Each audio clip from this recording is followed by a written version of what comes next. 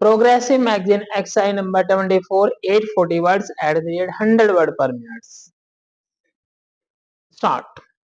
Sir, we would like you to share with us the role which you envisage for elected local bodies in the planning process.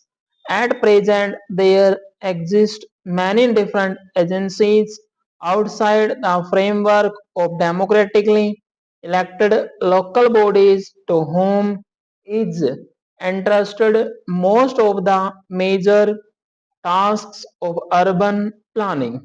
These include city development authorities and city improvement trusts, besides a number of state government agencies owing responsibilities to the state government above but not to the people below.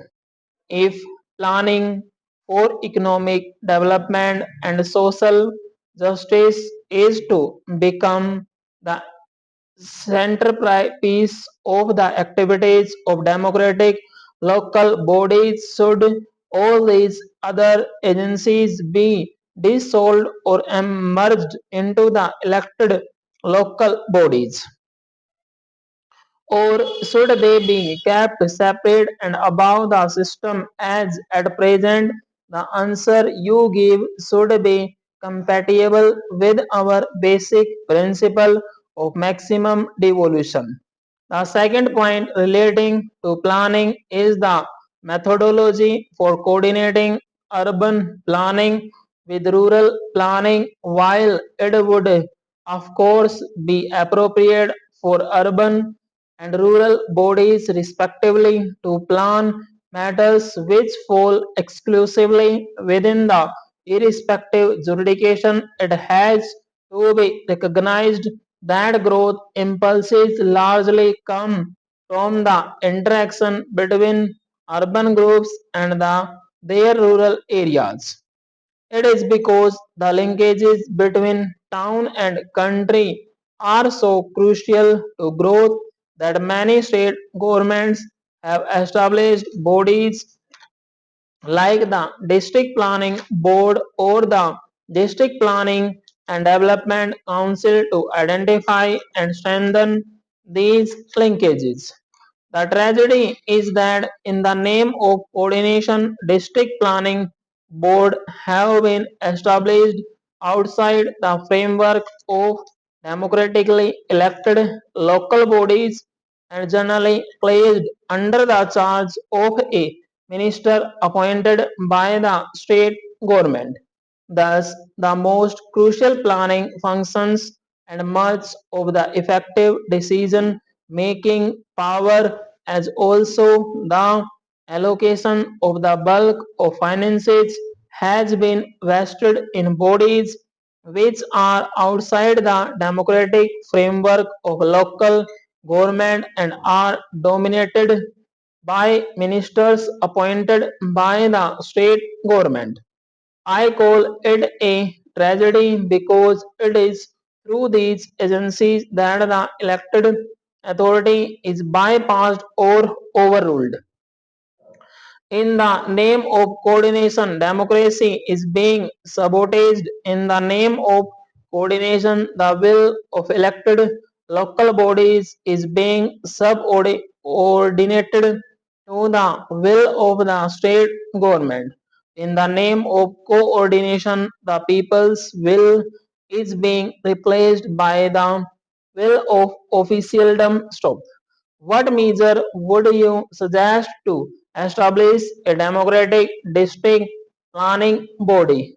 The second major act of devolution envisaged in the Panchayati Raj bill is the implementation of development schemes relating to the subjects set out in the proposed 11th schedule.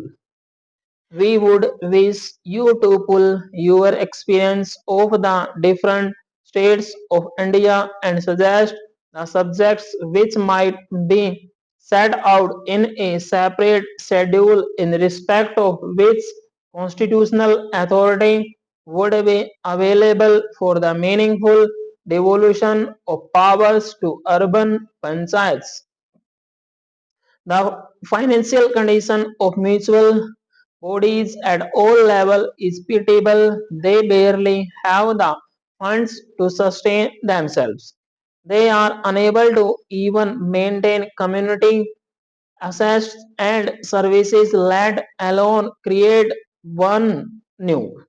Debt and default are widespread. There is fiscal irresponsibility allied to financial indiscipline. The sound finances of urban institutions of local self-government is a matter of crucial importance. Much of the wealth of India is generated in urban areas. Its rates of growth are significantly higher than in rural India. The assets which municipal bodies sit on, namely urban land, is a very valuable commodity whose values goes on increasing rapidly. We would like you to examine in depth all questions relating to the financial health for urban bodies. You have numerous reports on the subject prepared by committees established by both the central and state governments. You have in the Panchayati Raj Bill the proposal for the establishment of a state finance commission to set out principles on the basis of which taxes may be assigned to or appropriated by Panchayati Raj institutions at different levels. Then there are the grants in aid from the consolidated fund of the state and funds from centrally sponsored schemes as such. Should the proposed state finance commission also set out similar principles for financial devolution to urban local bodies? Should there be centrally sponsored schemes for the urban areas? There is also the question of access for municipal bodies to institutional finance and the capital market. We would like your consideration of these financial questions to be guided by the sentiments expressed by Jawaharlal Nehru when he presented his first report as chairman of the Allahabad municipality 66 years ago. Finally, we would like you to consider issues that are vital for efficient municipal administration but are not perhaps amenable to settlement through a constitutional provision. For example, what should be the relationship between the municipal bureaucracy and the elected municipal representatives? How does one ensure harmony and cooperative relations between the municipal bureaucracy and the democratically elected representatives of municipal bodies? Should not urban administration be carried out at the behest of the elected representatives rather than by bureaucratic order, however benevolent and well intentioned? Stop.